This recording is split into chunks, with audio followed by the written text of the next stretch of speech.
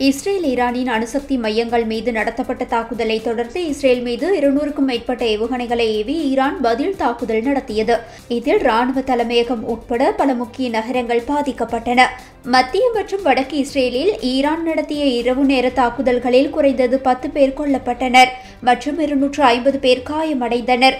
அதேவேளை 18 பேரை காணவில்லை எனவும் உள்ளூர் ஊடகங்கள் செய்தி வெளியிட்டுள்ளன. ரெஹோபோட்டில் இறந்தவர்களின் எண்ணிக்கை 6ஆக உயர்வடைந்துள்ளதாகவும் 18 பேர் இடிபாடுகளுக்குள் சிக்கியுள்ளதாகவும் இஸ்ரேலிய சேனல் செய்தி வெளியிட்டுள்ளது. ஈரானிய தாக்குதலில் பெட்ஹாமில் 11 கட்டிடங்கள் சேதமாகியுள்ளன. அவற்றில் 6 கட்டிடங்கள் பாவனைக்கு உதவாத வகையில் பாதிப்படைந்துள்ளதாக செய்தி வெளியிடப்பட்டுள்ளது. மீட்பு மற்றும் நிவாரண முயற்சிகளும் தொடர்ச்சியாக இடம்பெற்று வருவதாகவும் தெரிவிக்கப்பட்டுள்ளது.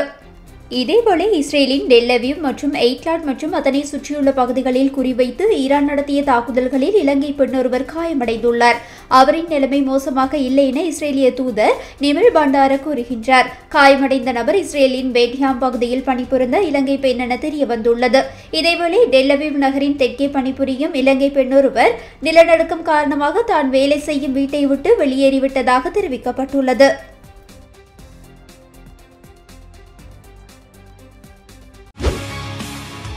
செய்திகளை உடனுக்குடன் தெரிந்து கொள்ள உடனே சப்ஸ்கிரைப் பண்ணுங்க.